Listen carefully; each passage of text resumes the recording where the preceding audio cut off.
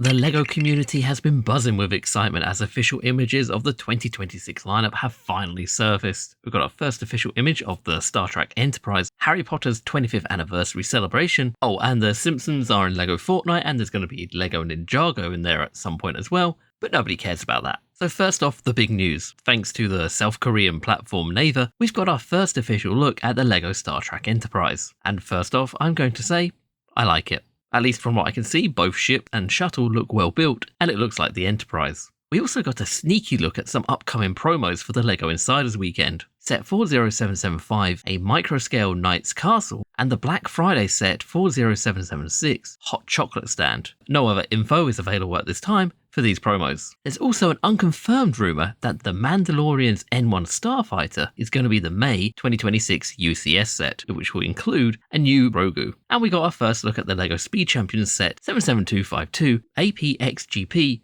Team Race Car featuring Brad Pitt and Damson Idris. Apparently this is tying in with an F1 movie. Starting off with the Harry Potter 25 Years of Magic collection, we have the Cauldron Secret Potions Classroom, set 76464, launching the 1st of January 2026. This clever $60 set featuring 652 pieces. The centerpiece is a beautifully crafted cauldron that opens on hinges to reveal a hidden potions classroom inside. Think of it as LEGO's take on a magical Russian nesting doll. The set will include Hermione Granger and Severus Snape, plus an Otter Patronus as part of the anniversary celebration. What really works here is the versatility.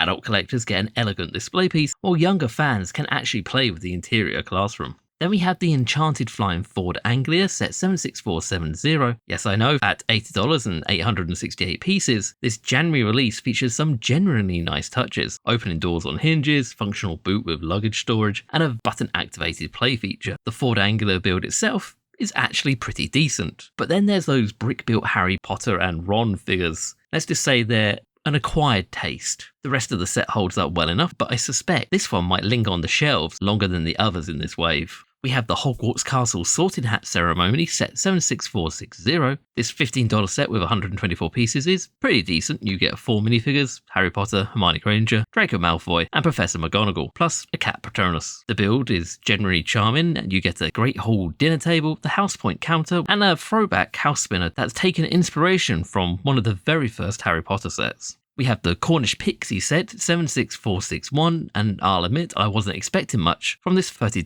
buildable character with 320 pieces, but I am pleasantly surprised. The Pixie itself looks good with a clever use of windshield pieces for the wings and some nicely printed eyes. The Gilderoy Locket book serves as a stand, complete with a charming ink spell detail. While I won't be rushing to add this to my personal collection, fans of LEGO's buildable Harry Potter creatures like Fawkes and Hedwig will definitely want this one on their shelves.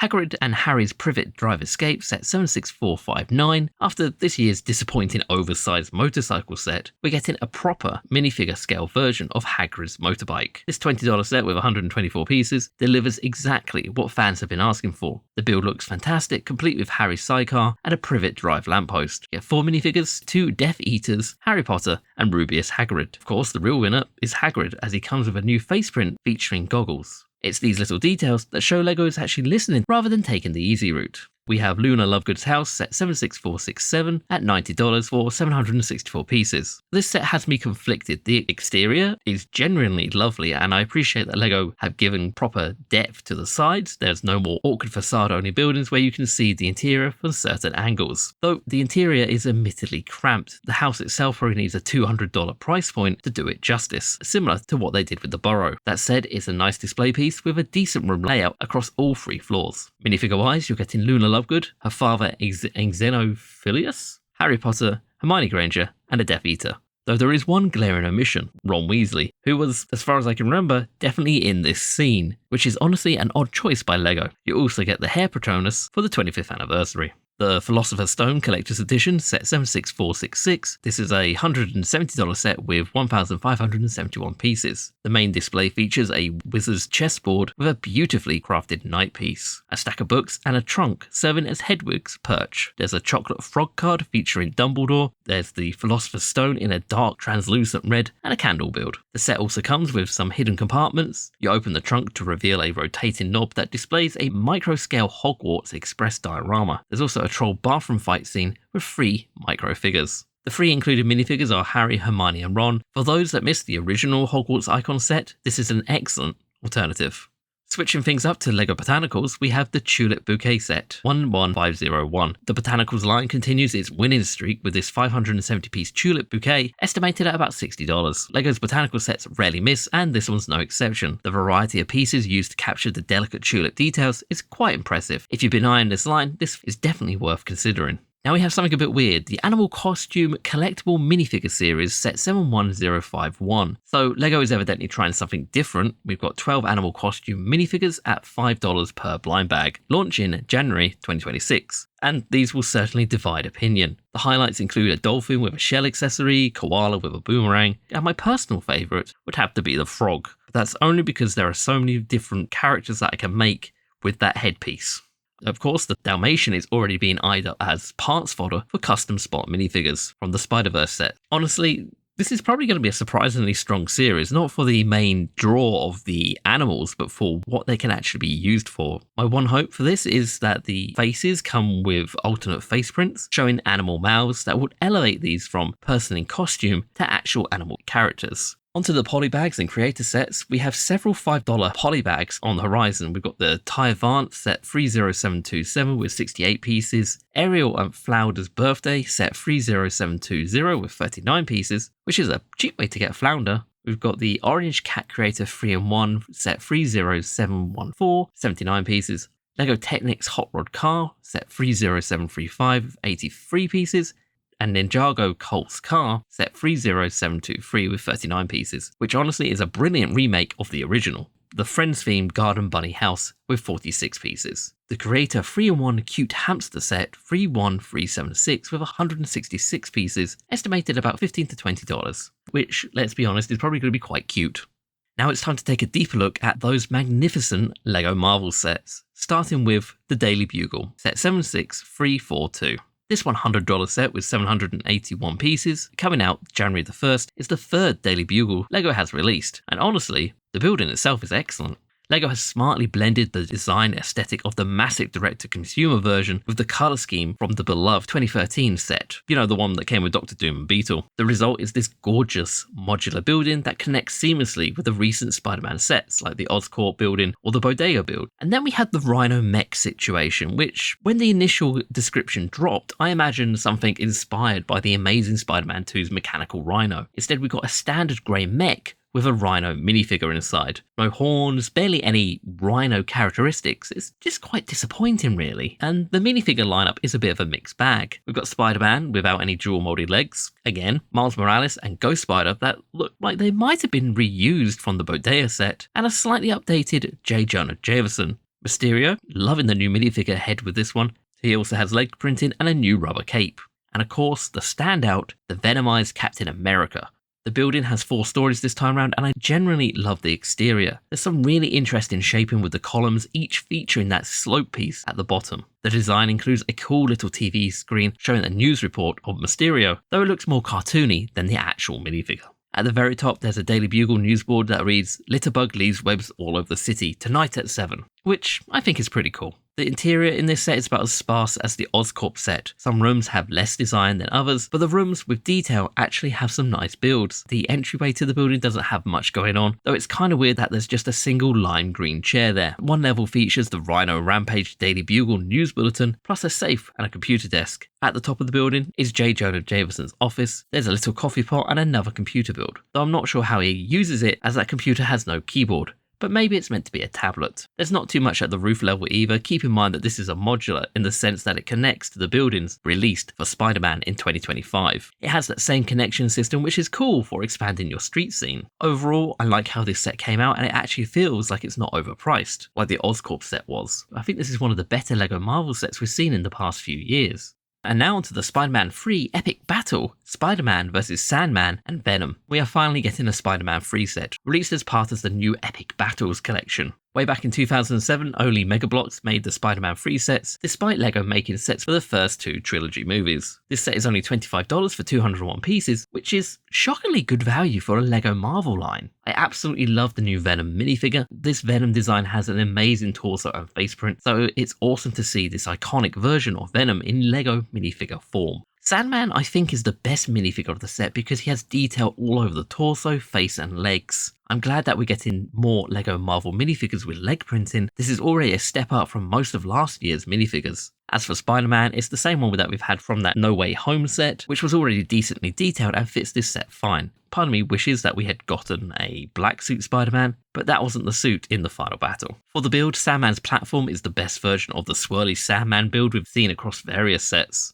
There's one thing though, this Sandman design looks very undersized compared to the movie. Movie Sandman is absolutely humongous, but LEGO's existing big thick format wouldn't fit the Sandman monster from this scene, and honestly, I'm glad we got a minifigure instead of a brick-built Sandman like we saw in the No Way Home set. The tile at the bottom of this set appears to be printed, which looks absolutely fantastic, and I love that it says Spider-Man 3, Spider-Man vs Sandman and Venom. The scene itself is pretty packed for a set at this lower price point. There's a street light, fire extinguisher and some girders, even one of those web pieces in black. It's a really nice build and it makes for a great display piece, and I'm very satisfied with how this set turned out, and it's easily my favourite of the wave and a day one buy for me. Speaking of day one buys, the new Ghost Rider motorcycle set for only $10. I kind of miss it when we used to get $10 sets for the LEGO Marvel theme. The cheap sets that we get now are usually mechs at $15. Feel like the same thing spammed across all different themes. We have a new design for Ghost Rider, and I love the use of those flaming head attachment introduced last summer, and the face print on this minifigure looks absolutely fantastic. This might be my favourite Ghost Rider print yet, with the flames coming out of the eyes and mouth and the torso print that rocks with even more flames erupting from his chest. Also noticed of how the flames in his hands are a new piece. It's not the launching flame piece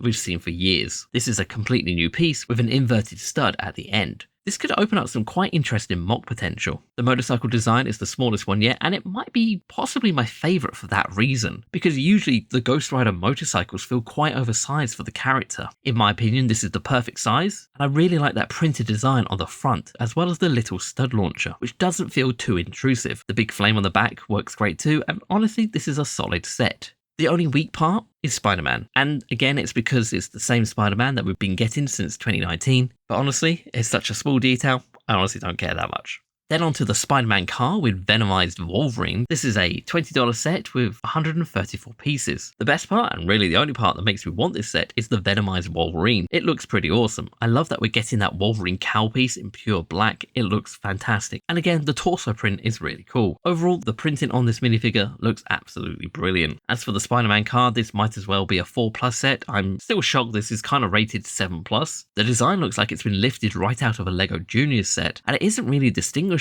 as a car. I like the print on the front part, which gives me some Iron Spider suit vibes, and I'm kind of amazed it wasn't part of the bus set from last year. The design has a little play feature where you push the back and it shoots a missile out, but yeah, it doesn't really appeal to me as a build. This is a set that I'll probably get for the cool minifigure once it goes on sale.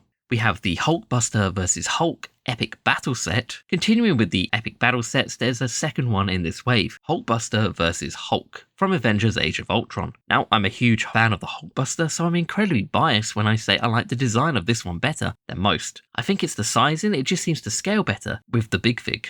I like how Tony Stark fits inside, and I like the shaping and roundness of the front section. I do wish there was a little bit more posability with the lower half, and this doesn't seem to have knee joints. Instead, we get a miniature ball joint at the hips and some ball joints for the feet, but it works for what it is, and I like how you compose it on this city scene. The scene itself is pretty cool. There's a small fire hydrant with water spilling out, and a no entry sign, and a broken up streetlight. I like how they recreated the scene from the movie, and you also get a couple of clear posing pieces. I feel like a lot of people will get this for the Hulk Big Fig. This is a completely new design for the pants and face with a very angry expression, and what's even better about it is the red eyes. The eyes give off that Scarlet Witch energy when the Hulk was being mind controlled in the movie, which I really like. We once again get the Iron Man Mark 43 minifigure, first introduced in 2024 and used recently with the Iron Man Armory set and the Summer Quinjet. However, there's a huge difference this time, actual arm printing. But there's more to appreciate about this set than just that update. This set is $50 for 413 pieces, which is one of the best prices for a set with a Hulk Big Fig.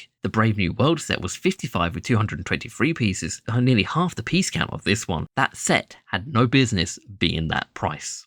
Finally, we have a buildable 18+ Iron Man. When it comes to making 18+ sets for this theme, I'd really prefer a build-in over a large-scale figure. But I have to admit, LEGO did really well with this one. The design has shaping that echoes the construction figures more than the buildable figures that have been plaguing this theme and Star Wars. It's hilarious how much better this looks than the Iron Man bust. This set is $130 for 1,297 pieces. I really like the round shaping of the shoulders, I like the bust, the helmet looks absolutely perfect. There's more round shaping on the front section, and I like the print for the arc reactor. You also get prints on the hands, which seem to have nice posability with the fingers, and there's even posability in the middle section of the arms as well as the shoulders. This seems to be a very well put together and posable figure, which is amazing. The figure also looks fantastic from the back with all that greebling at the center of the suit. There's also a small platform to rest the buildable figure and display the minifigure from this set, as this is the same Mark III from the Iron Man Armory set from 2022. Although please correct me if I'm wrong, so that is 6 sets revealed so far. Apparently there are more sets coming out that aren't just 4+ sets, so we'll just have to see what else drops later. But out of this batch, I'm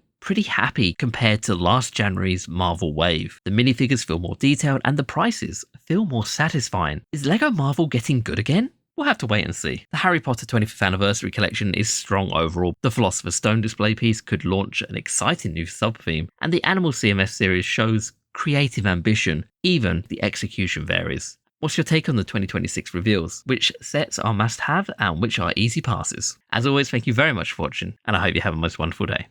Bye.